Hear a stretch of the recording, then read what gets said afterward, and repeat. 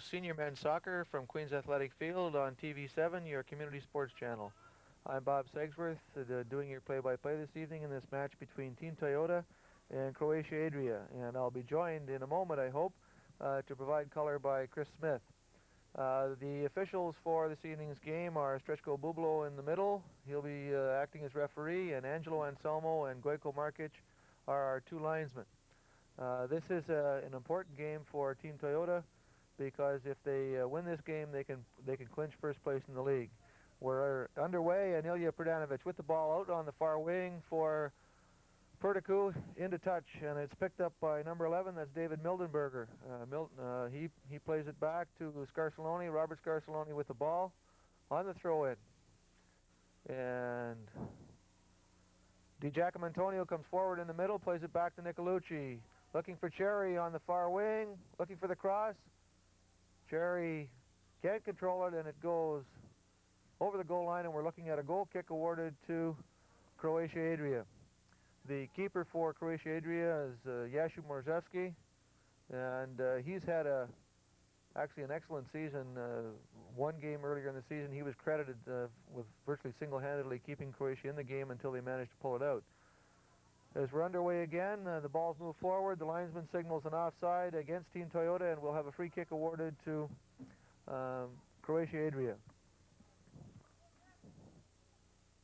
And it will be taken by Ilya Pradanovic, whom we talked about quite a bit in the last game we did on TV7.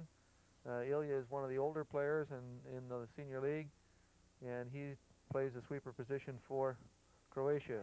Long ball, Bob Gonko gets his head to it. Croatia tries to control, but Cerri seems to be coming away with that ball. Intercepted by Croatia, and it's number 19, I think that's Andrew Whiston, losing possession, and Renato Nicolluci with a good ball down the near wing, looking for John Martelli, but Stipe,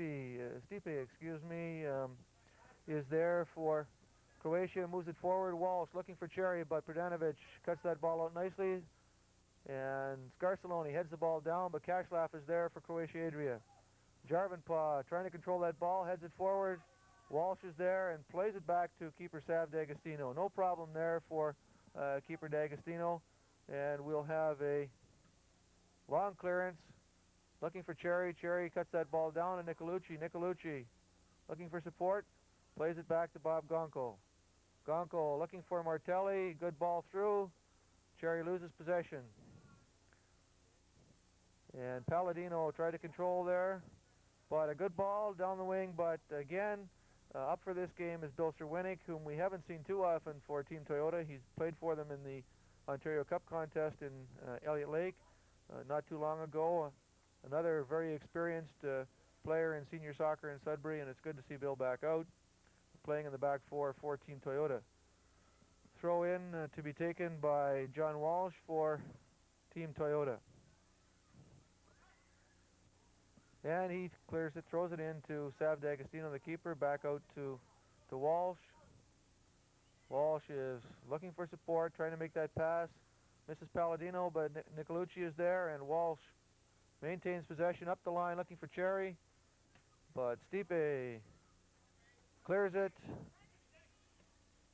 and Team Toyota comes away with that ball. That's Roberto Scarcelloni on the wing, and an offside signaled by linesman Anselmo, and whistled down by referee Bublo, and we'll have a free kick awarded to Croatia Adria with Mark Perticu, number 2 for Croatia Adria, taking that ball. We're early into the first half, only a few minutes gone, no score as yet, and no real domination by any one team, although I think it's fair to say that so far Toyota has shown a little bit more offensive zip than Croatia has, and has had a territorial advantage. Throw in taken by Palladino, looking for Nicolluci. Nicolluci continues forward, good control there, high ball through, and it's taken down neatly and easily by keeper Morzewski. Clearance into midfield. Walsh is there with control.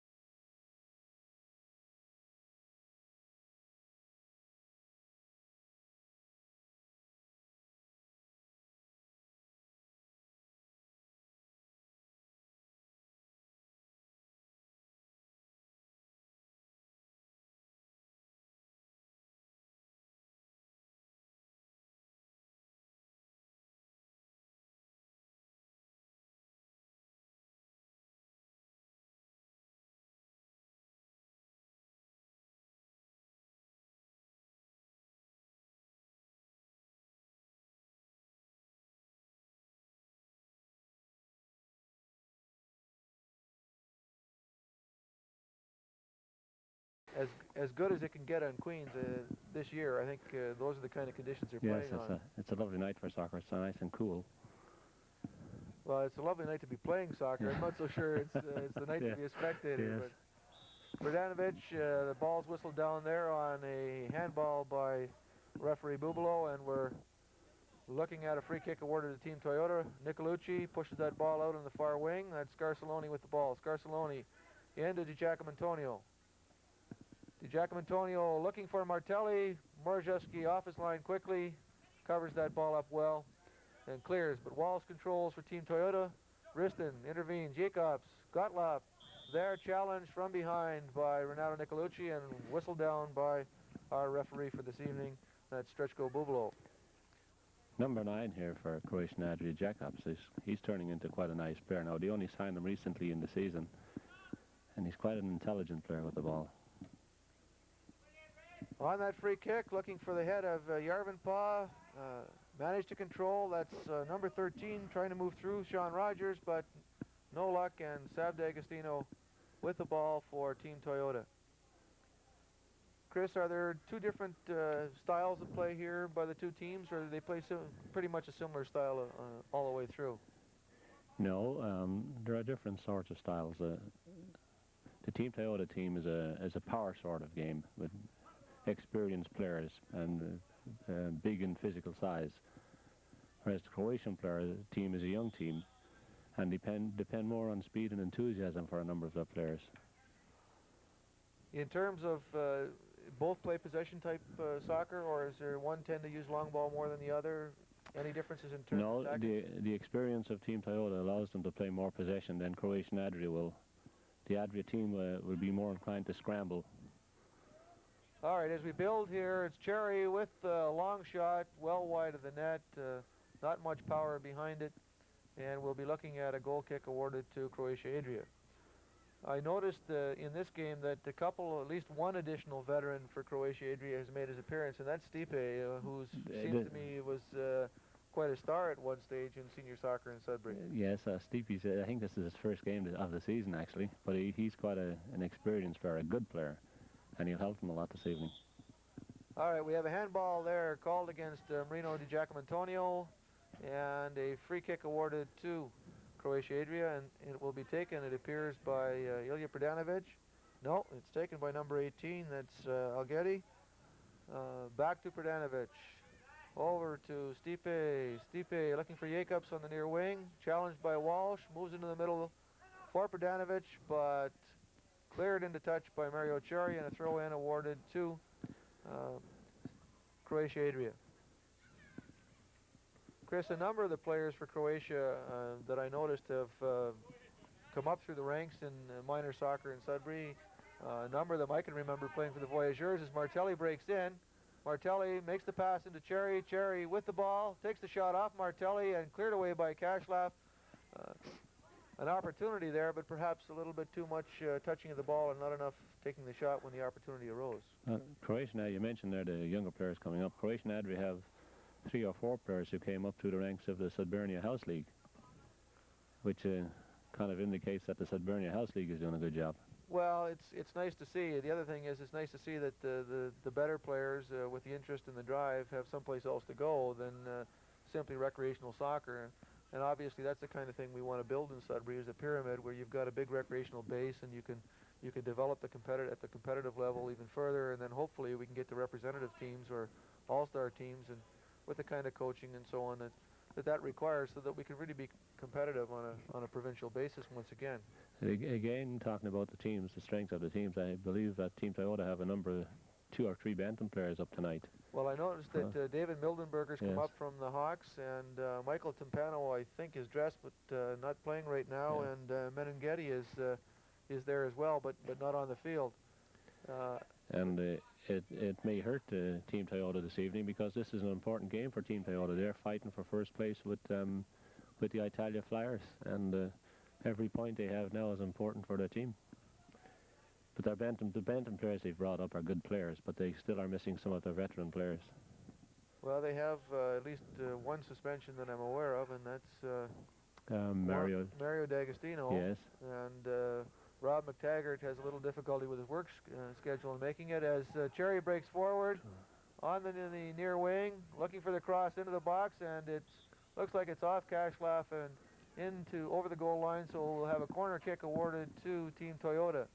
Cerri is there to take the kick. From his vantage point, it looks like it may be an outswinger. And from the positioning of his other players, it looks like it's going to be coming out a ways. Low drive, and Nicolluci takes a long shot, and 3 points if we were playing football, but nothing in soccer.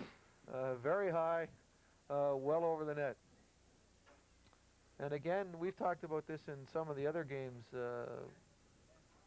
Chris, and these shots from 35 and 40 yards out, when you do have support, strikes us as being a little bit.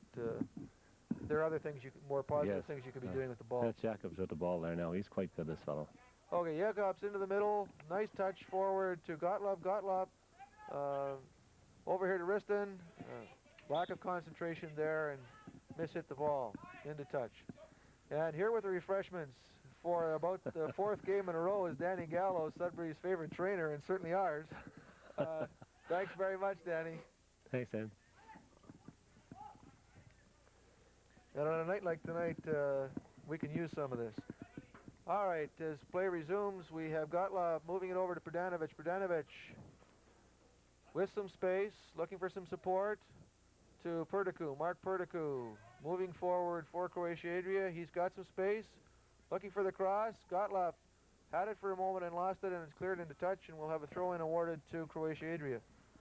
Adria are playing well this evening. They have a slight edge in the play right now, I think, and they're doing well. Well, again, we've talked several times, formally and informally, over a beer and at meetings and on television about the value of being able to control and maintain possession. Cerri with the ball there, almost had a break, but couldn't quite control the ball. Moving forward, he's got a chance for the shot here. Coming right in on Morzewski, and a goal has been awarded. And Nice goal. Was a nice move by Mario Cerri at about the 13-minute mark of the first half, and that makes it Team Toyota 1 and Croatia Adria nothing at about the 13 to 15-minute mark of the first half.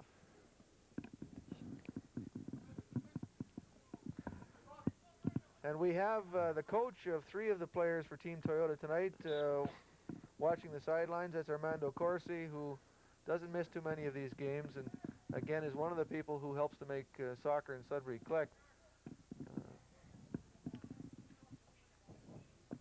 To Jacobs for Croatia Adria. Jacob with the ball to Stipe.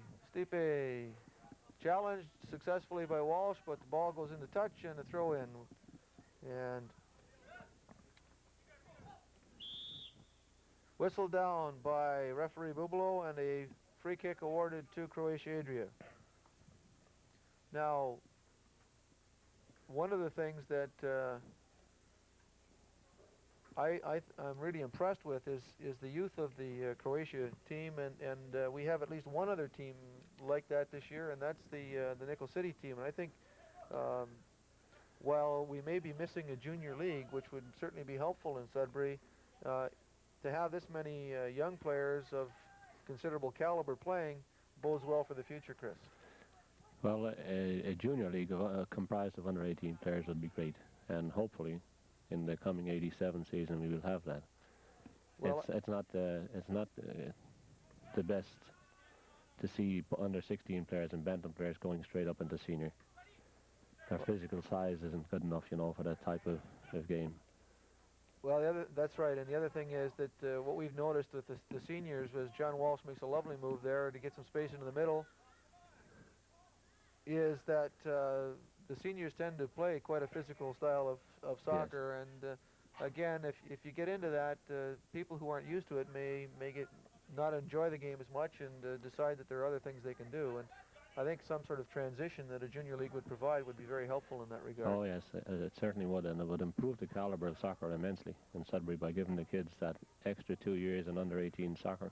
Well, the other thing is that it's rather unfortunate as the ball's cleared into touch by Croatia Adria there is that when we had the Hawks tournament this year, we had 6 excellent junior teams come up from other parts of the province and no one from Sudbury to play them because Yes, there simply yeah. isn't a junior team That's available. right. Because obviously when you do have the young teams, you want to have a couple of veterans and more experienced players to provide the leadership and stability that a senior team needs.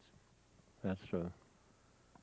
Bob Gonko controlling the ball, plays it back to Bill Serwinick. Serwinick with some room, looking for support, looking to move that ball over to Walsh, but It's nice to see Bill Cherwinick back in soccer. He was a member of the Sudbury Tridents team there a number of years ago, about 10 years ago. I think they were coached at that time by the coach of Laurentian University, Greg Zorbas. Greg Zorbas, and they had a great team then, and Cherwinick was a terrific player at that time.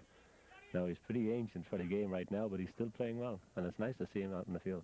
Well, again, I think he's playing looks like a sweeper role, and there's where the experience and the skills really do show. Yeah, and it's basically the same kind of phenomenon, I think, for Croatia Adria with Stipe and Ilya Pradanovic playing in the back four and playing. Yeah, I think Ilya Pradanovic is now 48 years of age. Goodness sakes, and he's still going strong. I think Mario Anselmo and I agreed last time that Ilya was 39 and holding.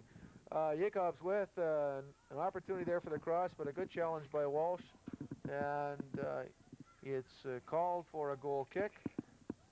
I take it that the linesman felt that Jacobs lost control of that ball before it went over the line rather than Walsh pushing it out. Palladino with the ball, keeping it in touch to Martelli. Martelli with the ball to Nicolluci. Nicolluci looking for support, moving back towards his net, and a long ball back to Sav D'Agostino. I take it in that situation he didn't like what he saw in terms of the positioning of his own players and decided that playing it back to the keeper and regrouping was the smart thing to do. Well, Team Toyota now has settled down a bit since scoring that goal, and I think they have an edge in play now. It's kind of disorganized the Croatian Adria team slightly. Kashlav over here to Stipe. Stipe with the ball, pushed forward to Andrew Riston, to Jacobs. Jacob with the ball. Gottlob. He was one player who impressed me very much in the last game with in terms of individual skills. Oh, that Jacobs, he's terrific. Oh, I'm just watching that guy there. I don't know where Croatian Adria got him from, but he's a lovely player. Perticu looking for the cross. It's come back to number 18, Elgeti. Elgeti to Gottlob. Gottlob trying to break through the wall there that Team Toyota had set up. Kashlav still controlling. Played well back to our friend Ilya Pradanovic to Stipe, and off the head of Martelli and into touch, and we'll have a throw in to Croatia Adria. Nicolluci gets ahead to it. Jacob to Elgeti. Jacob can't keep that ball in touch, and throw in awarded to Team Toyota. John Walsh with the ball, looking for a player running into space, and to Palladino. Palladino to Cerri. Cerri. And an infraction called against Pradanovic. Whistled down by referee Bubalo. Free kick awarded to Team Toyota. Taken quickly. Walsh moving up the wing with the ball to Martelli. Martelli maintains control back to Nicolluci. Nicolluci being challenged with the cross, looking for the head of Mildenberger. No luck there, and Serwinick is back to push that ball back to Bob Gonko, but Scarcelloni gives it away to Croatia Adria. Jarvenpaa can't connect with that little flick on from Gottlob, and Team Toyota had possession, lost it there. I think that's Sean Rogers looking for Jarvenpaa in the middle once again, but through to keeper Sav D'Agostino. Chris, a number of these players for Croatia Adria played for you. I gather at one stage or another of their Yes, careers. I coached Jarvenpaa and Perdicu in the house league soccer, and then I also coached them in the competitive soccer. They're both good players, clever players, and if they keep going, they'll have a nice career in soccer ahead of them, I think. Long ball looking for Cerri, but Stipe is there to cover up nicely and push that ball back to keeper Morozhevsky. To Kashlav. Kashlav with control over on the far wing to Perticu. Perticu with a bit of a run into Sean Rogers. Rogers back to Berdanovic. Off Berdanovic and Cerri for Team Toyota. As Team Toyota comes forward, 4 players. Nicolluci filling in midfield. Looking for Mildenberger on the far wing, but Perticu is there and heads the ball away. Scarcelloni up the wing. And once again, Perticu is there to clear that ball into touch. And we'll have a throw-in awarded to Team Toyota. I mentioned earlier on, Bob, that the game was important for Team Toyota tonight, but it's also important for Croatia and Adria. They're fighting for 3rd place in the league with the Polish White Eagles, and the eventual placing in the league next week will determine the playoff spots and which team you'll be playing against in the playoffs. That's right. As I understand the playoff format this year, the first 2 teams get a bye in the first round, so yes, the 3rd, 4th, 5th, and 6th teams will have a preliminary round, and the winner advancing to meet one of the top 2 teams in second round action. There's Jarvenpaa coming across the field towards the far wing with the ball, making a run, and taken challenge down there by Roberto Scarcelloni. The linesman has his flag up, and we will probably be looking at I think we're looking at a throw-in, to tell you the truth here, Chris, rather than a free kick. No, I believe it has to be a free kick. Well, the referee has his hand up. That's a free kick. So it's an indirect free kick. You're right. See, that's why we have color commentators and experts here to cope with the mistakes of the play-by-play men. Okay, Gottlob is taking this ball. He's looking to see where his players are in the box with the cross. And Cerwenick is there with the head, but an infraction called by referee Bubalo. Plays whistle down, and we'll have a free kick awarded to Team Toyota. Sav D'Agostino to Bob Gonco, back to Sav D'Agostino, and we'll be looking at a long clearance here in all probability. Looking for Palladino. Palladino got a head on it, but Stipe was in the right place and cleared it forward. Gottlob pushes the ball forward, but Bob Gonco is there. Gonco on the far wing. Sean Rogers came forward, but took more of Scarcelloni than he did of the ball, and it was whistled down by referee Bubalo. One of the things that amazes me about the Team Toyota as a team is that regardless of virtually whoever is missing from a game, they seem to be able to put a good team together. They have a good nucleus of players, and they can bring in other players, and they perform well around that nucleus of good players. You know, some of the veterans like Renato there, and even Bill Cerwenick now. He's come back after 10 years. I never thought I'd see that chap back in the field again, and he's playing quite well. Ilya Berdanovic with the ball back to Stipe. Stipe plays it back to keeper Mrozhevsky. It's interesting that if you look at the back 4 for Team Toyota right now, normally you'd be looking at Dave Preddy and Rob McTaggart yes. In the middle, and we're looking at 2 veterans, Bob Gonco and Bill Cerwenick, as you mentioned earlier. Well, there's Gonco and Bill Cerwenick, but now there's John Welch is a fine player, a veteran player too, and Renato is quite a good player also there. So they have a very strong backfield.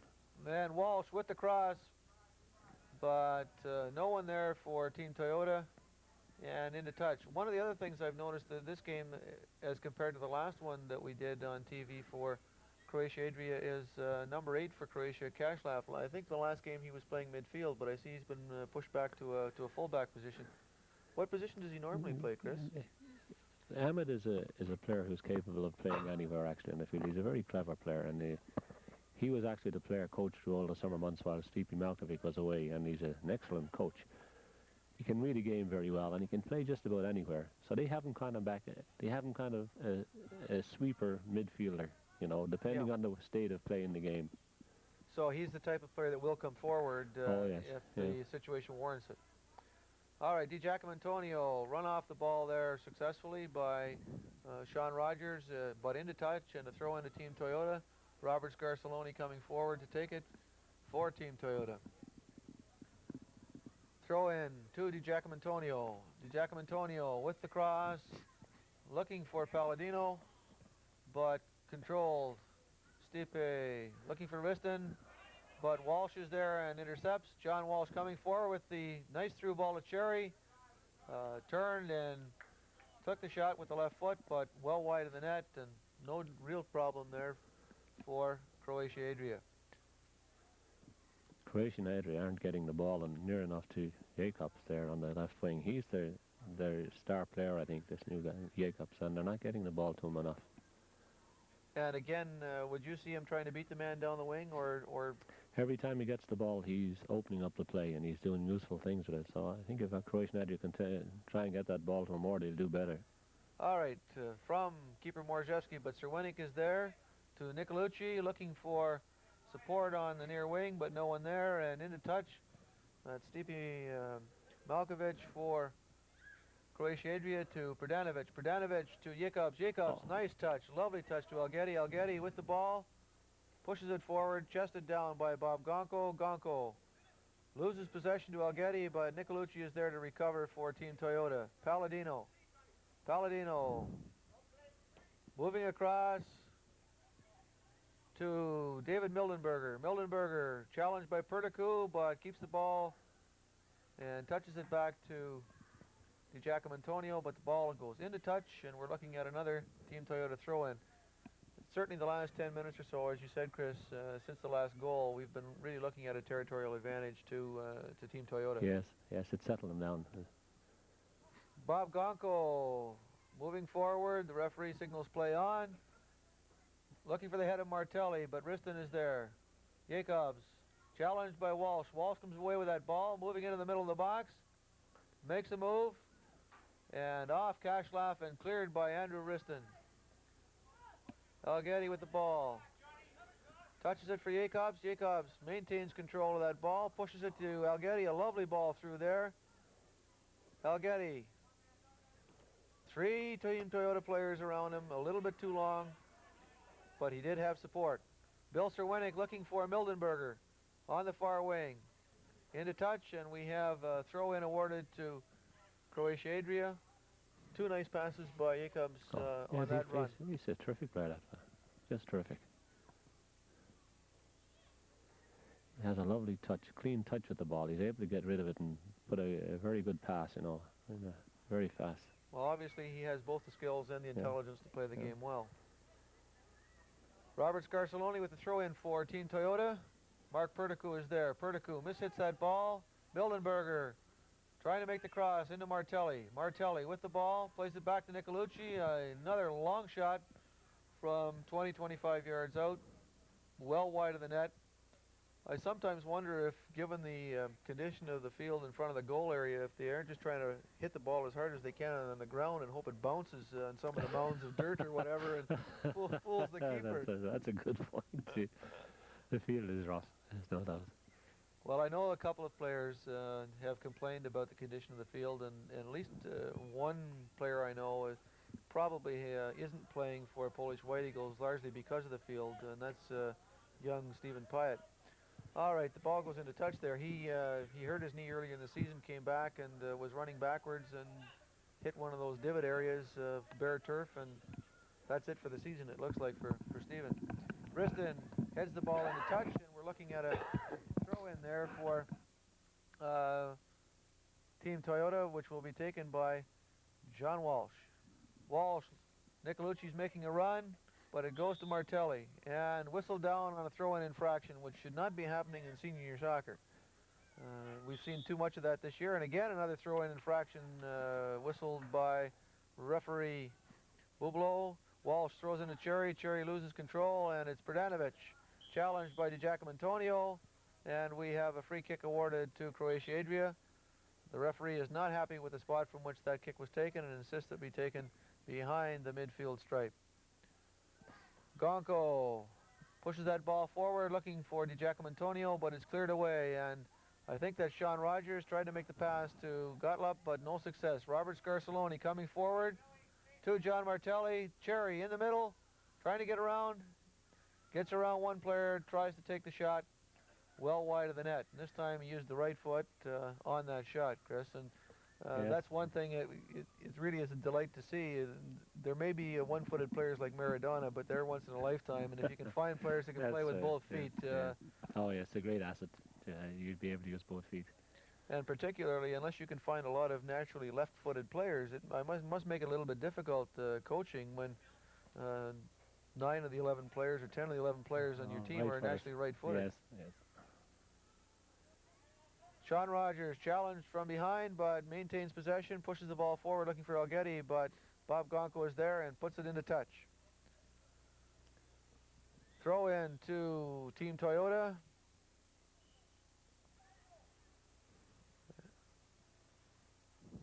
To Mario Cerri. Cerri with the ball, maintains control, back to Bob Gonko. Gonko, long ball forward, looking for Renato Nicolluci. Nicolluci tries to touch that ball forward to Scarcelloni, who had made a run, but no success. Kashlaf coolly cuts that ball out to Perticu. Perticu looking for some support in midfield, no success, and Mario Cerri comes away with it for Team Toyota, takes a long shot, and another slap shot from the blue line for Mario Cerri, one of Yes. Sudbury's finest hockey players, and an excellent soccer player as well. Mario, I think, as people know, played hockey in the American League. He played last year in the Italian League and in Italy, and one of the rumors has it that he'll be heading back to Italy to play hockey again this winter. Is that right? I thought he had given up his hockey career, but it's nice to hear. Well, maybe the exchange rate on the lira has improved so that it's financially worthwhile. Yes, But in any event, that's one of the rumors that we've picked up this year. Mario played soccer for Laurentian University last year too, didn't he? No, 2 years ago he Yes. did. That's right. There's a nice move there now. Now Nicolluci pushed that ball forward. I think he was looking for Martelli, but Stipe Malkovich was there. And back comes Nicolluci to Martelli, to Mario Cerri. Mario with the ball, loses it to Stipe Malkovich. Stipe's covering a lot of ground in that Yes, back it's four. going to tire him out, and seeing that it's his first game this year. But the inexperience of the Croatian Adria defence now is starting to show a bit. Di Giacomo Antonio challenged by Rogers, into touch, and it looks as if the referee has awarded a throw in to Team Toyota. Di Giacomo Antonio with the ball. Back to Bob Gonko. Bob Gonko with control, challenged by Gottlob. High ball looking for Walsh. Danny Palladino to Mario Cerri. Cerri maintaining control, challenged by Stipe Malkovich. Makes the cross into the middle, but Morzewski off his line quickly and controls. One of the things that has always impressed me about the Morzewski family is what good goalkeepers they produce. Yeah, this boy here is quite good. He's certainly changed the Croatian Adria team this year. They were lacking a goalie for the past 2 seasons, and as a result didn't do as well as they should have. This year the team is much improved now with him playing in the net. And if I remember correctly, his older brother was a keeper in senior soccer and for the university for a number of years. That's and true. I think, as I used to call him, Frenchie is now the squash professional out at the Valley East Fitness Center or Recreational Center. And into touch on that one by Bill Serwenik, and we have a throw-in awarded to Croatia Adria. But again, we see a lot of this in Sudbury with cousins and brothers playing one after the other, several on the same team. Yes. One of the things I do enjoy about doing the play-by-play of CS Italia games is that there are 3 Neros and 2 Vacaturos on the same team, and it makes it much easier to call the play when Yes. you don't have quite as many names as one would normally have. All right. He's an excellent skier too, that Yashu is yeah. an excellent skier, and I think he was on the Ontario team last year, wasn't he? yes, he was. Yes. Gottlob with the ball, challenged, and Martelli gets it back to Bob Gonko, who clears it forward. Kashlaf was challenged there by David Mildenberger, but got it to Perticu, who looked for Jarvenpaa in the middle. And those two have played together for a long, long time, Karlo Jarvenpaa and Mark Perticu, as Danny Palladino brings the ball down. Andrew Riston there, challenged by Walsh, but Algetti managed to control the ball, but loses to Martelli. A good move by John Martelli there, challenged from behind, but maintains possession, pushes the ball into space for Palladino for the cross into the middle, looking for the head. Mildenberger, DiGiacomo was there. Look to put that ball back to Martelli, but handball whistled by referee Bubalo, and we'll have a free kick awarded to Croatia Adria. We're about 35 minutes into the first half of senior men's soccer from Queens Athletic Field, with Team Toyota leading Croatia Adria 1-0 on a goal by Mario Cerri at about the 13-minute mark. As Croatia Adria try to get that one back, coming forward, and this is Andrew Riston with the ball, looking for Gottlob, off the head of Gottlob to Jarvenpaa. Jarvenpaa being challenged by Sir Winnick, and one might call that a physical challenge, and it's been whistled down by referee Bubalo, and we'll have a free kick inside the box. This is, no, it looks like from the position of the referee, he's indicating the infraction occurred just outside the box. One of the things that we've talked about in an earlier program, Chris, and I'd appreciate your comment on it, is on the number of indirect free kicks in the box. It seems to be increasing over the years, fairly unusual in days past. If there was a foul, a serious foul in the box in the old days, it was virtually automatically either you ignored it or you issued the penalty shot. But we seem to see more and more of these indirect free kicks in the penalty area. Well, if there's not much danger of a goal being scored and the infraction isn't too serious, it has to be an indirect free kick. But if it's a serious foul, it has to be a penalty, whether it's a goal-scoring opportunity or not. It still has to be a penalty. But the refereeing is improving in recent years, and perhaps you see a keener interpretation of the rules than what we used to be. That's certainly what was Mario Anselmo's feeling, and I think that the SRSA is making an effort to make sure that we have more referees clinics, that referees do attempt to upgrade themselves, and that they're assessed. And more of the referees in soccer in Sudbury are taking advantage of the opportunity to undergo the assessment process as they attempt to upgrade. And obviously, with some of them going to referee and officiate in Petro-Canada games, it's an indication, I think, that there is some future in development. Well, I know I coach in the Bantam division, and this year the refereeing has been far superior to any previous years in the Bantam division, and as a result, the soccer in the Bantam division, I think, is improving considerably because of the good refereeing we're getting. And the good refereeing is coming, like you say, Bob, from all those extra referees classes and clinics and things. So it's great for the soccer, there's no doubt. Well, obviously, it's good to hear as Yakov's with the cross, looking for Jarvenpaa. Off the head of Kashlaf, and unfortunately that header by Kashlaf hit Jarvenpaa in the back, and Toyota managed to avoid any further serious challenge in the danger area in front of that net end. That was kind of an unlucky break there for Adria. Another smart move set up by Jacobs. It was a lovely cross, and he had two players there, and one of them got his head to it, but unfortunately for Croatia Adria, couldn't finish it off in the back of the net. Algetti with the ball to Kashlaf, and Kashlaf has moved up from his defensive position, and we talked about that a little bit earlier. Yes. He's moving forward. Obviously, he wants that equalizer. Oh, yes. And here he is with the run on the far wing, looking for support, beats his man, into the box, looking for the head of Andrew Riston. Yakov's with the ball there. We'll be looking for the return. No. Makes the cross, but right into the hands of keeper D'Agostino. He didn't have much of an angle there to beat John Walsh, and he made the cross, but easily cut out and pulled in by keeper D'Agostino.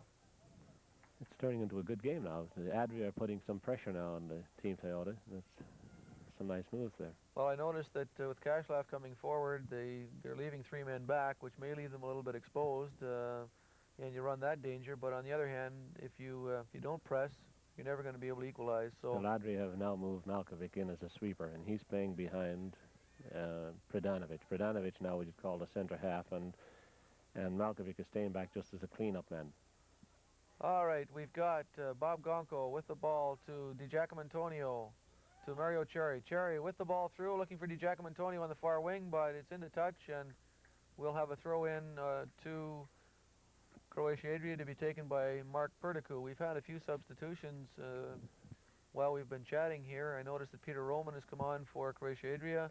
At left full back, and they've taken Sean Rogers off, and they've moved Kashlov up now from defensive position to outside right to try and get some strength in the offense.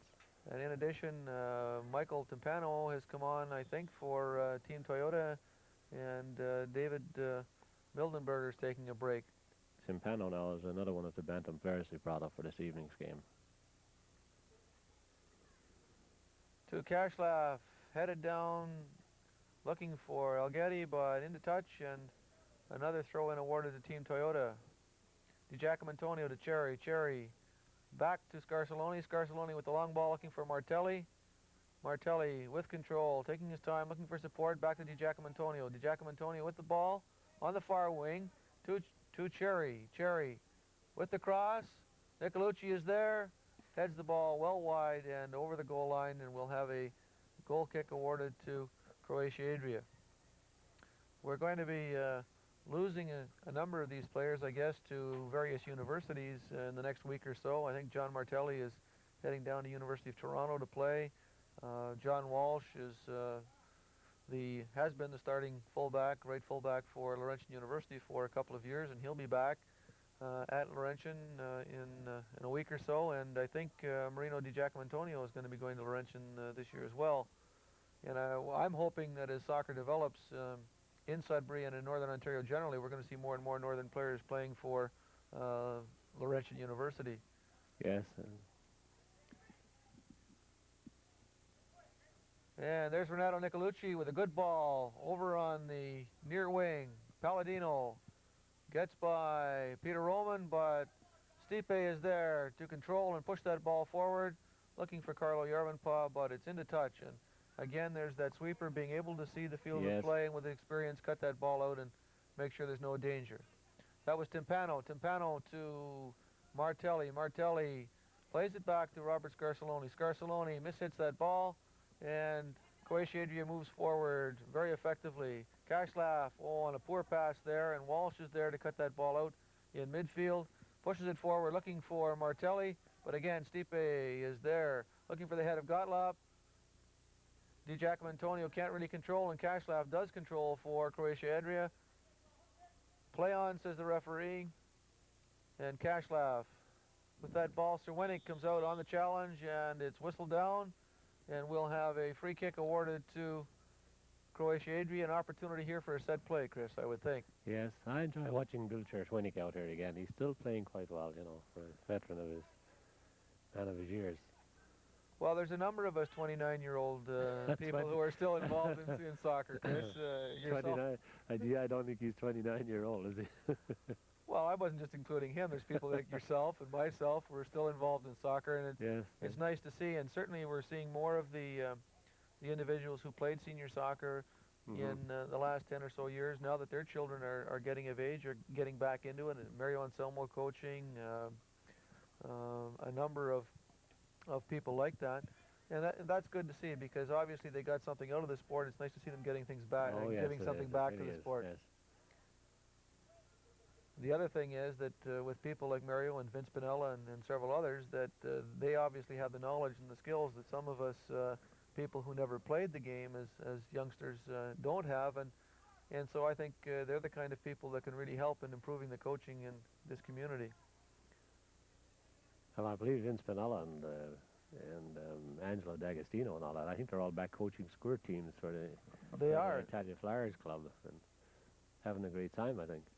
Well, I saw both Joey Presta, who's coaching the Italia Flyers in the Senior League this year, and he's another senior player of a few years ago, and Vince at the Sudburnia Squirt Championships last night, and Vince tells me he was scouting for next year for his minor Adam team.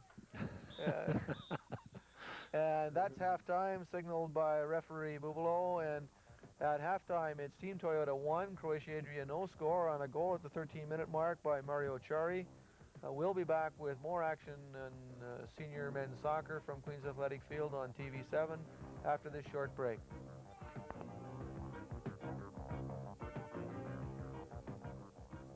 We're underway in the second half of senior men's soccer action on TV7. It's Team Toyota 1 on a lovely goal by Mario Cerri in the first half, and Croatia Adria no score. The ball's moved back to Pradanovic, but DiGiacomo Antonio comes forward with the ball, looking for Cerri, it looked like, on the left side, but no success there, and Morzewski gathers that up to Kashlaf. Kashlaf with a lovely ball to get around. That was a nice move.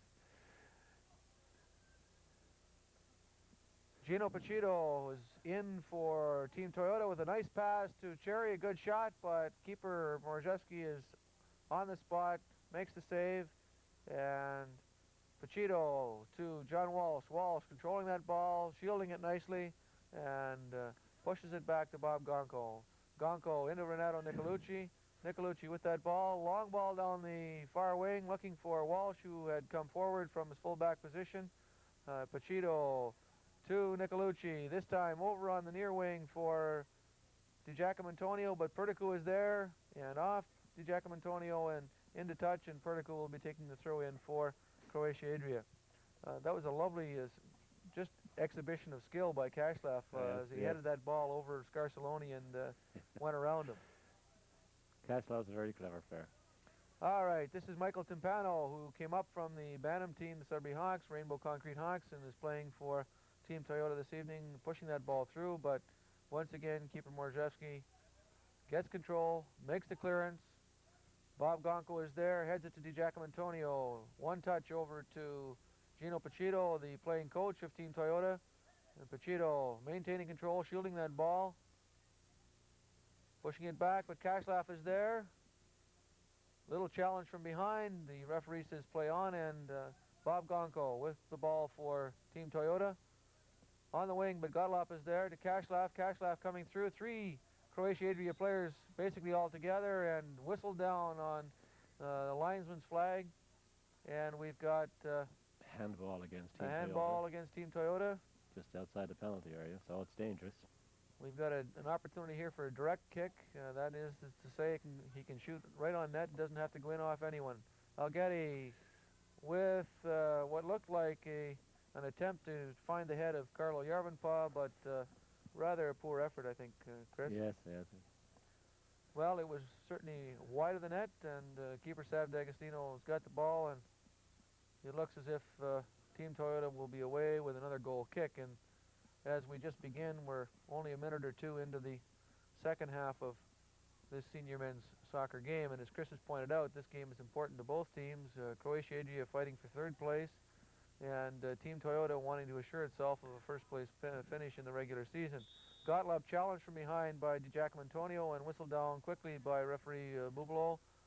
This has been a very clean match thus far, Chris, and I'm very pleased to see. Yes. Good soccer. Walsh with the ball, gets around. Riston looking for Cerri. Cerri gets his foot to it, moving forward, looking for support. Timpano is there, but it's played wide to DiGiacomo Antonio, trying to spread out that defense. Perticu on DiGiacomo Antonio on the cross, and a weak header there. Timpano chested that ball down but couldn't control it, and there's Ilya Pradanovic to get it away.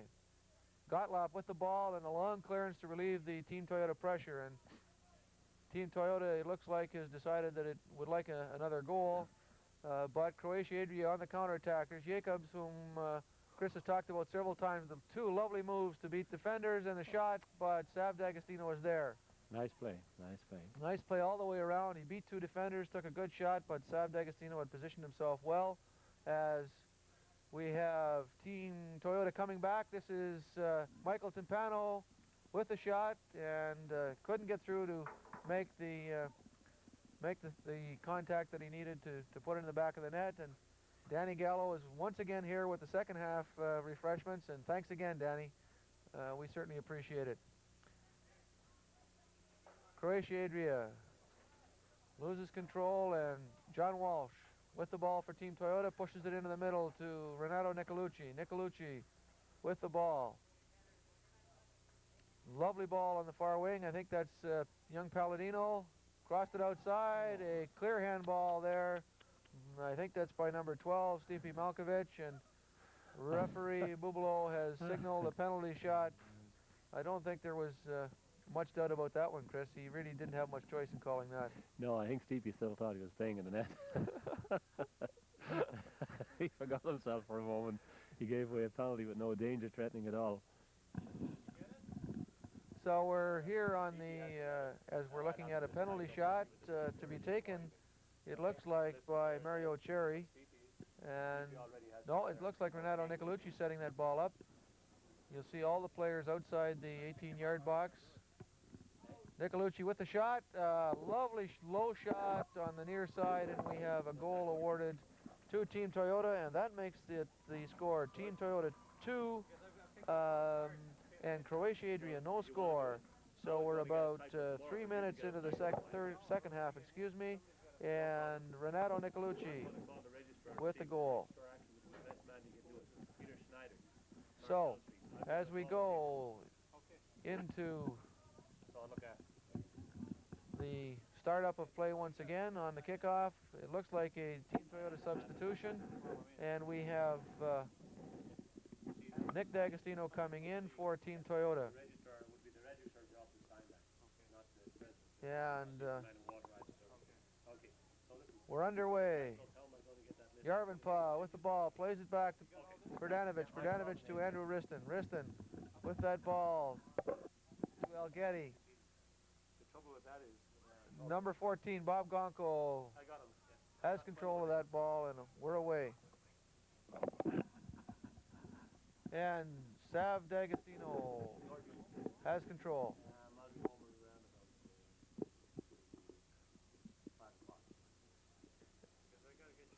And it's headed away by Stipe Milkovic. Pushed forward. And into touch. Team Toyota with the throw in. Cerri to Gino Pacito. Pacito loses the ball to Jacobs. Jacobs with the pass, but Nick D'Agostino was there. And into touch. And here we go. As the lights go on at Queen's Athletic Field, one of the things that one hates about August is it gets dark earlier and it gets colder, but doesn't seem to be affecting the play. Jacobs with the ball, lovely touch through for Algetti's, but it's called on the offside, signaled by linesman Anselmo. That was a nice through ball there, Chris. Nice play. Unis Delgado was just a bit slow getting through. All right, Sav D'Agostino will be taking this free kick. It comes out to Bob Gonko. Gonko to Renato Nicolluci, who scored that penalty shot just a moment ago. The long ball up the wing, but it's headed into touch by number 17, Peter Roman. Into the middle, and it's Nick D'Agostino to Palladino. Offside indicated by linesman Gojko Markic, and plays whistled down. We'll have a free kick awarded to Croatia Adria. It'll be very hard for Croatia Adria now to get back in the game. 2-0 down to Team Toyota. Nicolluci pushes that ball forward. Timpano there for Team Toyota, looking for Walsh or Di Giacomo, but it's pushed into touch by Mark Perdicu, and we're looking at a throw-in to be taken by Marino Di Giacomo. Nick D'Agostino into space, chests that ball back to Di Giacomo, looking for the head of Pacito. Pacito heads that ball into the middle, but Stipe is there to clear it out of danger momentarily. Di Giacomo loses possession of Gottlob, but recovers. Quick turn and shot from well out and over the bar. And again, another 3 points. Try on that effort if we were playing North American football, but in international football, it's not worth anything other than a goal kick, which will be taken by keeper Morzewski for the Croatia Adria team. Croatia Adria pushing players forward, trying to score, but so far Team Toyota has been very solid at the back, and that experience is showing very nicely for Team Toyota. Renato Nicolluci takes the throw in to Mario Cerri, but a throw-in infraction signaled by referee Bubalo, and a throw-in consequently to be taken by Sean Rogers, I believe. Maybe Andrew Wriston. Andrew Wriston, yes. Andrew Wriston for Croatia Adria. Looking for Kashlav. Algetti there. Again, a throw-in infraction. That's about 4 or 5 this evening, which is 4 or 5 too many at soccer at this level. Long throw by Renato Nicolluci. He's one of the few players that I've seen in the senior soccer who has that ability to make the very long throw. Crossed back to keeper Morzewski, and he throws it out to Mark Perdicu on the near side. Perdicu to Kashlav. One touch looking for Gottlob, but Walsh intervenes. Walsh, good control of the ball there. He's got some support. Moving into the middle. Play on is indicated by the referee, and Kashlav comes away for Croatia Adria. Looking for Jarvenpaa on the near wing. Bob Gonko is there to push that ball back to keeper D'Agostino, and it's thrown out to Bob Gonko. Gonko, long ball in the middle, looking for Timpano. Timpano challenged and challenging himself, but Mark Perdicu comes forward, touches the ball on the outside of the foot to Gottlob. Gottlob looking for some support, pushes it into Ilya Pradanovic. Pradanovic in midfield, challenge from behind, passes that ball off to number 17, Peter Roman. Roman up to Jarvenpaa. Jarvenpaa loses control, and Gino Pacito has the ball and plays it back to his keeper, Sav D'Agostino. The experience now of Team Toyota is starting to show. They're starting to control the ball, and they're playing well. Second goal is very difficult to come back against a team of their caliber. Well, I'm amazed and very impressed by how solid the Team Toyota's back four has been playing. I think Bob Gonko seems to be playing the sweeper role now. He's the last man back, and he's positioning himself extremely well to cut anything out. And here we go. Palladino making a run, challenged by Perdicu, and it looks as if we'll have a goal kick awarded to Croatia Adria. That was an effective challenge there by Mark Perdicu on young Mr. Palladino, shoulder to shoulder, the way the books say it's supposed to be done, and no infraction called. I don't think any was warranted. Looks as if we have substitution here, 2 substitutions. Meneghetti coming on, and David Mildenberger for Team Toyota, as Michael Timpano and Mr. Palladino take a break. Pushed forward, Walsh with the ball, looking for some support, plays it back, and possible danger there, but it got through to keeper D'Agostino, and he will clear. The ball is cleared forward, looking for Mildenberger. Mildenberger gets ahead to it, but into touch. Nick D'Agostino was coming forward, looking for that ball, but the throw-in will be taken by Mark Perdicu. Perdicu to Algetti. Algetti, lovely back heel through, and Kashlav making a run, but challenged effectively by Di Giacomo Antonio, who came back to help out his defense there and was able to push that ball back to his keeper. And Sav D'Agostino with the header is Andrew Wriston. Algetti coming forward. There's some support here if he can make the pass, but he was unable to. Gottlob cuts that ball down. Nice pass. Algetti challenged by Walsh. Walsh to Mildenberger. Mildenberger back to Walsh. Walsh in midfield with the ball. A couple of good moves there. Looking for some support, and Andrew Wriston intercepts that ball intended for Nicolluci. Wriston with the ball. Coming forward. Good move there to get by Gonko, but Nick D'Agostino had come back to help out. Team Toyota is playing a good game. Meneghetti challenges there on Pradanovic. Pradanovic controlled, and Jacobs with the ball. Bob Gonko off a Croatia player and over the goal line, and we'll have a goal kick awarded to Team Toyota. Obviously, Croatia Adria has decided that they're going to press as much as they can to get at least one goal. And yes, they're bringing Pradanovic up the center a bit more now, and they are attacking more. But their attacks lack cohesiveness, and the only man out there that I think that has the ability to beat that defense is Jacobs on the left wing. Well, here's Ilya Pradanovic, who, as Chris has been just mentioned, has been coming forward with the ball forward to Jarvenpaa, but it's cut out by Bob Gonko, who plays it to Gino Pacito. Cesare is not here tonight, and the playing coach is getting an opportunity. But on that pass, a offside signal by linesman Markic. as Nick D'Agostino was making a run. And we'll have a free kick to be taken by Croatia Adria. Keeper Morzewski to Stipe Malkovic, and back to keeper Morzewski for the clearance. Long ball, and that's Bill Serwinick, who got ahead to it. Played back by Croatia Adria. Malkovic with the ball in his own area, pushes it up to Peter Roman. Pachito and Roman challenging for the ball into touch, and it looks like a throw into Croatia Adria. Roman into the center of the field. Nick D'Agostino is there. Maintains control of the ball. Moves forward, looking for Meneghetti, but no success. Played back to Stipe to Algetti. Pushed forward for Gottlieb. Gottlieb making a run. He's got some support if he can get the ball over, but Nicolluci is there. Gottlieb lost control on the bumpy field there. That's the trouble, trying to run with that ball. Algetti in the middle, tried to get some control, but no success. And we have the play whistle down by referee Bubalo on a foul committed by David Mildenberger.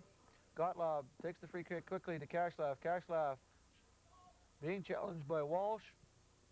Maintains control, looking for some support.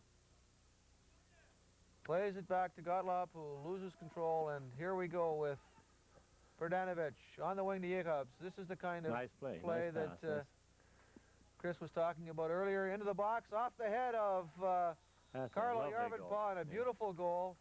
And we're at about the 15-minute mark of the second half, and Croatia Adria finally manages to get on the board.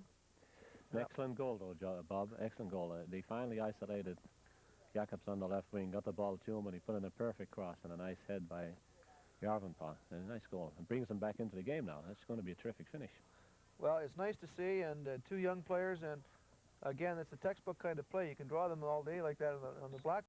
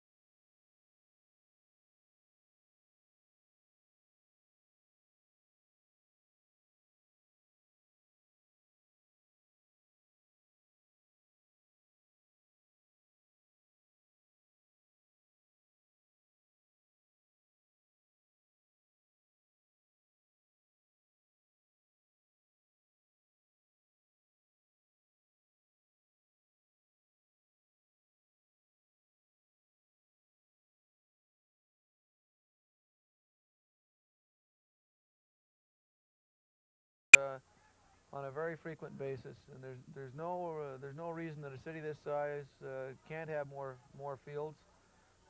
And if one goes out of town, Gloucester, for example, which is not any much bigger, if any bigger than Sudbury, has a soccer center with 10 fields in one location. Most communities are doing that, and as bad as I feel for Parks and Recreation in terms of the maintenance problem, I don't have much sympathy for them in terms of the provision of facilities. The community is here. Obviously, we have the participation we need. We should have more facilities, and I hope that with the opportunity to have more tournaments and get teams from out of town and tourists and so on coming up with soccer and in the future summers, we're going to have something better to offer them than fields like this, because it really was embarrassing in that Ontario Cup game to have a team from Toronto come up here and have to play on this kind of facility, Chris. Yes, I think we were pretty unhappy that day, and it was the same experience last year in the Ontario Cup. I know the team didn't want to play the game here. He complained he wanted to go to one of the other parks in the city, but this is the only enclosed park where you can have a paid admission, so the senior teams like to use it all the time. Well, I can understand that, and you know, it's not as if it's an incredibly expensive port. Mildenberger with the cross into the middle, and Morzewski gets his hand to it twice there to avert a goal. There was some screaming for handball on the part of Team Toyota players and supporters, but the referee did not whistle it down, and Croatia counterattacks, but DiGiacomo is there to push the ball out. Jacobs gets to it before it goes into touch. Makes the cross. And Bill Cerwinick is there to push that ball away to Pachito. Pachito, the high clearance. Ilya Pradanovic heads the ball over on the far wing. Nicolluci challenges Peter Roman. And we have what looks like a throw-in awarded to Team Toyota. It was actually a handball that time by Stipe again, but it was the referee ruled that it was accidental and allowed play to go on, but it was a handball. The ball is played back to keeper D'Agostino. He pushes it forward to Bob Gonco. Gonco to Nicolluci. Nicolluci plays it once again back to his keeper, Sav D'Agostino. And Team Toyota, I think, is a wee bit rattled by the kind of pressure they've been getting from Croatia Adria, who I think counterattacks probably better than builds from a basic attack.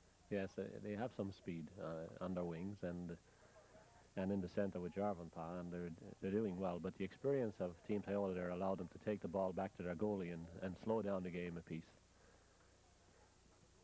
Well, the ball's gone into touch on the far side, and looks like Mario Cerri will be taking the throw in for Team Toyota.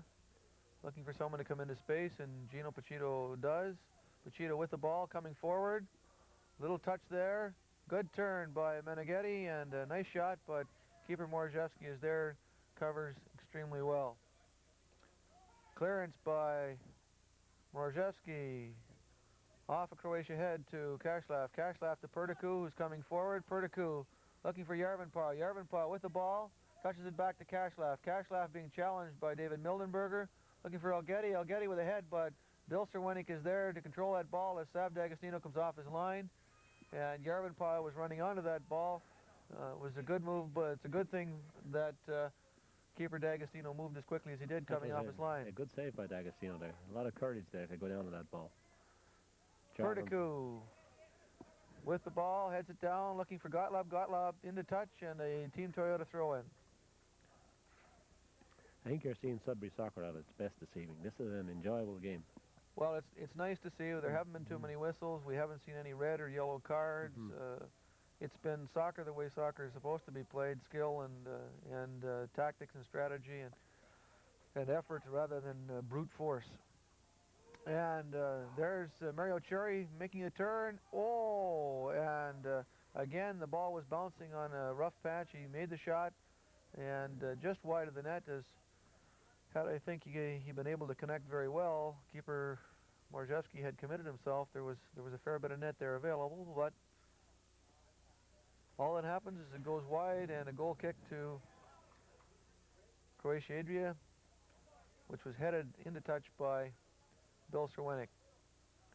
Mark Perdicu, Karlo Jarvenpaa, Kashlav with the ball, looking for Gottlob. Nice Lovely ball here in the middle. He's got the chance to do something. Bob Gonco stood his ground, did extremely well, and John Walsh plays it back to Sav D'Agostino. Again, we saw with two players, one on each side of him, try to make the move and go around someone, and it cost them a potential very, very good scoring opportunity.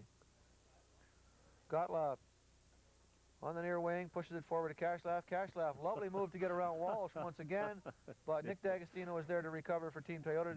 Giacomo Antonio into the middle to Gino Pachito. Oh boy, that's the bumpy field for you there. And Stipe Malkovic, DiGiacomo Antonio, Ilya Pradanovic for Croatia Adria. That's Andrew Whiston. Mario Cerri in the air, heads it down. A run for it, Meneghetti looking for that ball. No success as Team Toyota maintained possession. Mario Cerri. Offside indicated by linesman Markic, and the referee agrees. We'll have a free kick awarded to Croatia Adria. Kashlav certainly showed some moves there, didn't he? Oh, beautiful. He's two lovely moves on this side to get to beat defenders and get around them. And that's a lot of skill, hours and hours of practice. Here comes one of the visiting Croatian players, Mr. Vakachuro, who will be going down to Toronto on the weekend to play in a Croatian tournament. Good luck. All right, here we go. John Walsh on the near side. Into Nick D'Agostino. D'Agostino touches the ball forward looking for Walsh, but Stipe Malkovich is there. Long clearance looking for Kashlav. Algetti with the ball. Algetti. Oh, looked for Kashlav, but DiGiacomo was there. Nick D'Agostino maintains possession. Passes to Bill Cerwenick. Cerwenick to Gino Pacito. Pacito controlling that ball over to Renato Nicolluci. Renato Nicolluci with the ball on the far wing. Looking for the cross. Offside signaled by linesman Markic. Some good midfield play there by Team Toyota. One of the things I like, they switched the field of play and they played the ball square. And one of the things that I have noticed in a lot of the games that we've done is that relatively few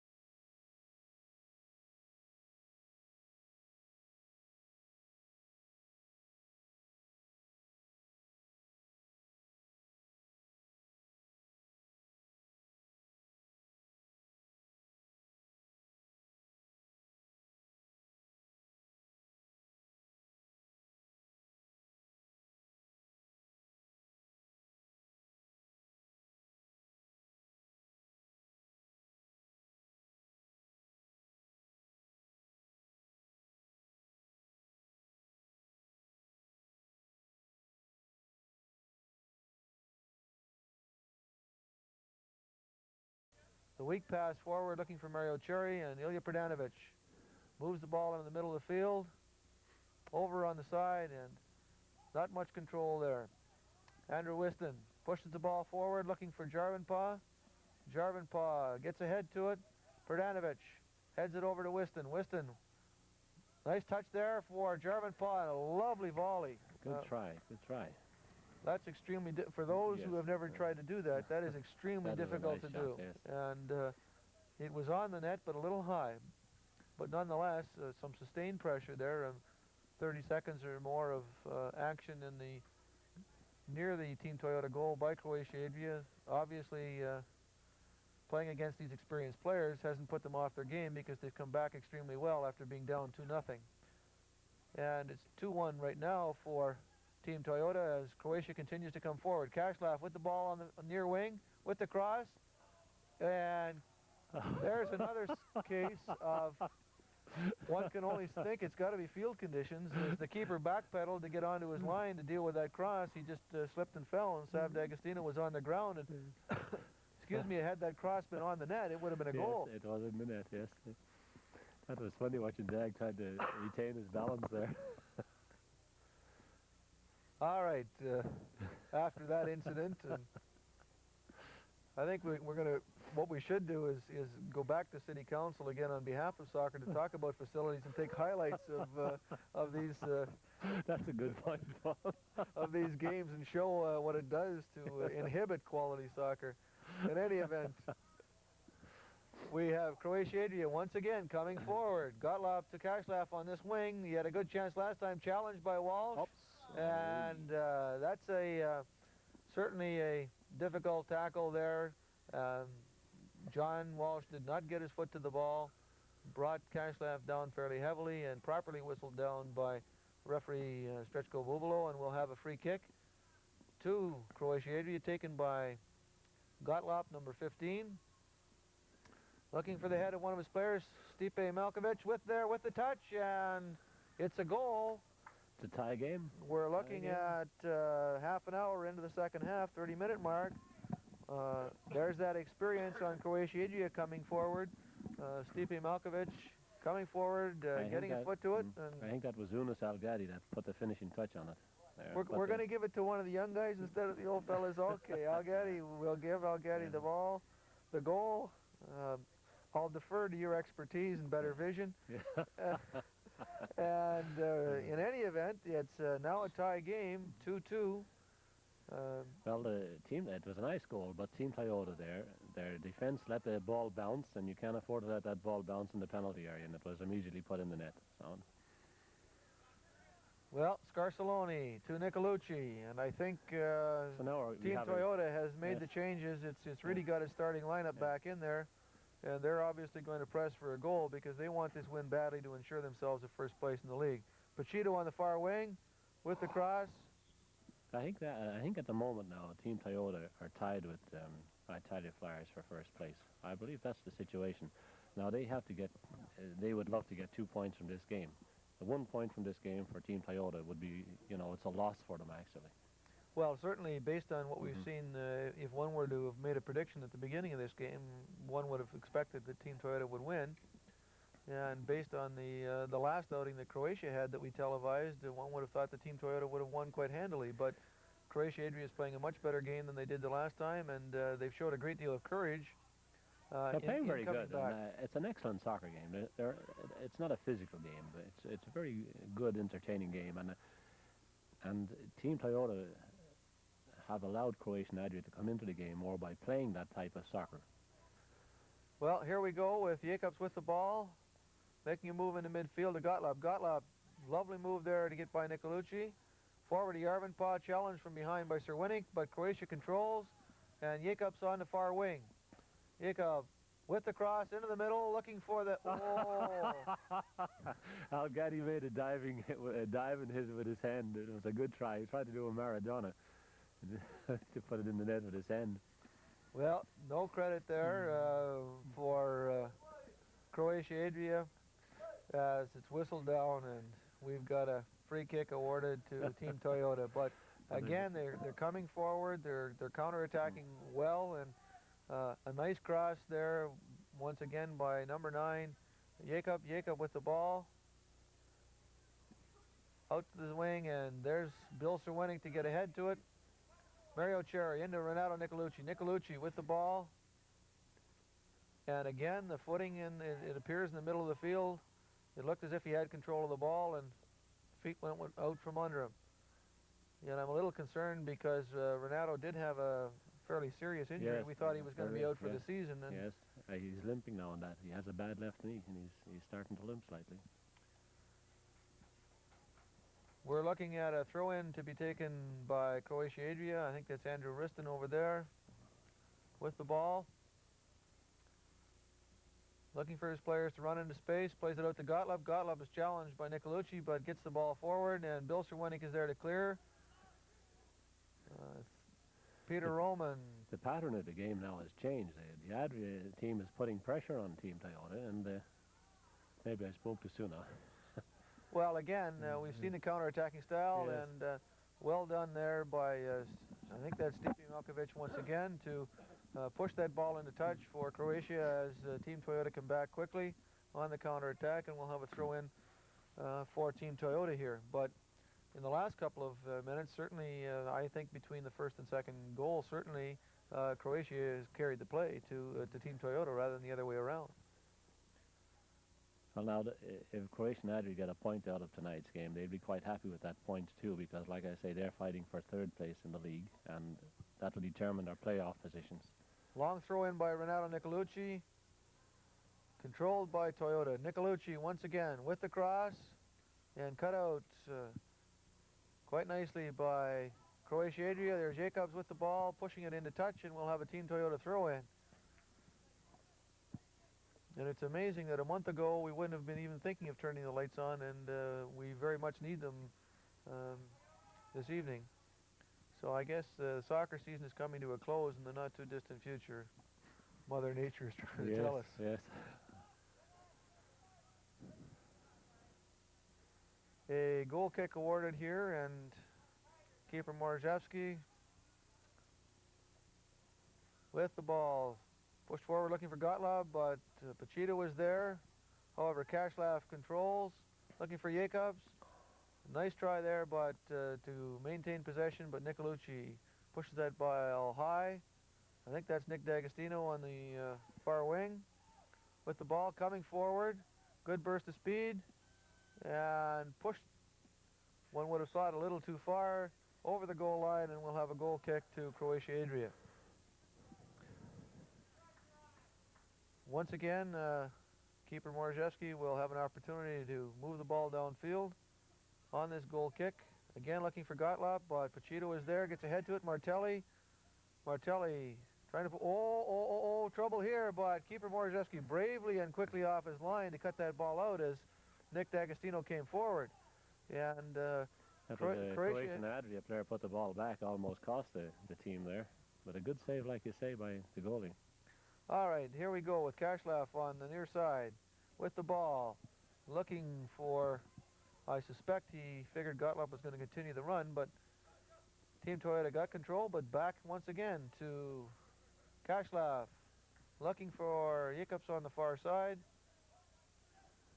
Scarsaloni got ahead to it for Team Toyota. Whiston coming forward, challenged by Cerwinick, and finally Bob Gonko with the ball, still being challenged by Whiston, and Croatia Adria appealing for a corner kick. No success, and Sav D'Agostino clears that ball forward for Team Toyota. That was a nice tackle by Cerwinick there on Whiston. I like the way Cerwinick plays. He always plays the ball, strictly the ball, and you can enjoy the game just watching him and playing against him, even though he's big in stature. He's a very clean player. Well, as we go, and play continues in the last 5 to 10 minutes, it's a 2-2 tie. Croatia Adria was behind 2-0, but came back with 2 second-half goals to tie things up, and Team Toyota is pressing for a goal, and Croatia Adria is counterattacking extremely well. Scarsaloni plays the ball back. Bob Gonko is there, and it's back to keeper Sav D'Agostino. D'Agostino moving the ball forward with a long clearance. And that's Nick D'Agostino, I think. No, John Martelli got ahead to it. Martelli takes the return pass. Challenge there, but Martelli maintains control of that ball. No call on that challenge from behind. And the ball is cleared into touch by Croatia Adria. And the referee is going over to talk to linesman Markic. I'm not sure whether it's over the infraction or over some of the expressions of dismay indicated by Team Toyota players. But in any event, we'll be resuming play in just a moment with a Team Toyota throw-in. Renato Nicolluci is going to take it, and Renato is capable of making a 20, 30-yard throw-in. An exceptional ability here. And this is almost as good as a set play, although it is a fair piece out. But again, nice look at that into that box. Yes, Lovely nice throw-in. And keeper Morzewski loses control, but it's cleared out of the box by Mark Perdicu. A saving clearance, I think. Yes, it was a saving clearance. All right, Robert Scarsaloni. No, it's Renato Nicolluci, and it looks like we may have the same thing from the other side, as we just witnessed with another long throw, and that was a 30-yard throw-in easily. Yes, right into the goal area. Yes, very good. Well, this is as good as a free kick when you've got someone with this kind of ability. And here it is, looking for the head of Scarsaloni, but no success. Pachito thought he had a shot here, but Martelli moves the ball over on the far wing to Palladino. Can't control it into touch, and Croatia Adria will have the throw-in. Team Toyota with some sustained pressure there on those long throw-ins from Renato Nicolluci, but Croatia Adria was able to maintain its composure, saving clearance by Mark Perdicu, and nothing in the way of a goal coming out of it. Gino Pachito gets ahead to it, but Mark Perdicu gets it, pushes it forward, a little bit too far for either Kashlav or Jarvenpaa, and we'll be looking at a goal Team kick Toyota ball. Yeah, that's right. Goal kick to Team Toyota. And by my watch, Chris, we have about 5 minutes left in the Oh, second half, maybe 6 or 7. But this second half has been so entertaining. The time has just gone flying by. I think this is probably one of the better games all season. well, there's the ball. Ilya Pradanovic tried to clear it, but it went off Nick D'Agostino, and we'll have a throw into Croatia Adria. This is the kind of game referees love to do as well. Yes, yeah, no trouble at all. You don't have to worry about issuing cards and warning players to maintain control. Jetty there. Pradanovic getting his head to it. Pachito touches it forward, but Stipe is able to get to it, and it's a long ball. Nice touch by Jacobs there as Jarvenpaa went for that ball, but it was put into touch by Team Toyota, Bill Serwinick, and yeah, once again, it's Croatia Adria in the Team Toyota half. Looking for Jacobs. Pachito pushes that ball back to keeper Sav D'Agostino, and that's a fairly courageous move. You have to be sure that you're going to get that ball over Yes. those Croatian players. But well executed, and Sav D'Agostino clears it for Nick D'Agostino. Mario Cerri with the long ball. Danger. Dangerous play. Once again, keeper Morzewski got his hands on it, but wasn't able to maintain possession of that ball, but Stipe was there to clear that ball into touch. Actually, the Croatian team are quite lucky there. The ball just bounced at the goalie, you know. Any other way, it was in the net. So Toyota are starting to apply some pressure now. Well, certainly they've got the experience and they've got the size and stamina, but nonetheless, Croatia has demonstrated something here, coming back from a 2-goal deficit and tying this game up. Certainly have, against a team of Team Toyota's caliber. Into touch, and we'll have a throw-in to be taken by Mark Perticu for Croatia Adria. There's no indication here by either team that they're satisfied with the tie. We're not seeing any of this taking a minute or two to get the ball into play on throw-ins and so on by either team. Obviously, both of them are hoping for a goal to walk away with 2 points rather than just 1.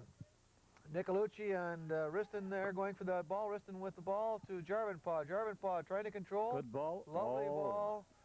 Jacobs was unfortunately unable to connect with it, but it was a good through ball off a Team Toyota fullback, and Jacobs was running onto that ball, but keeper D'Agostino came out well to control it and prevent any further danger as Team Toyota comes back with the ball. Here's Gino Pachito. Pachito with the ball. Challenged by Pradanovic, maintains control and plays it back to Robert Scarcelloni. Scarcelloni, good move there to get by Kashlav.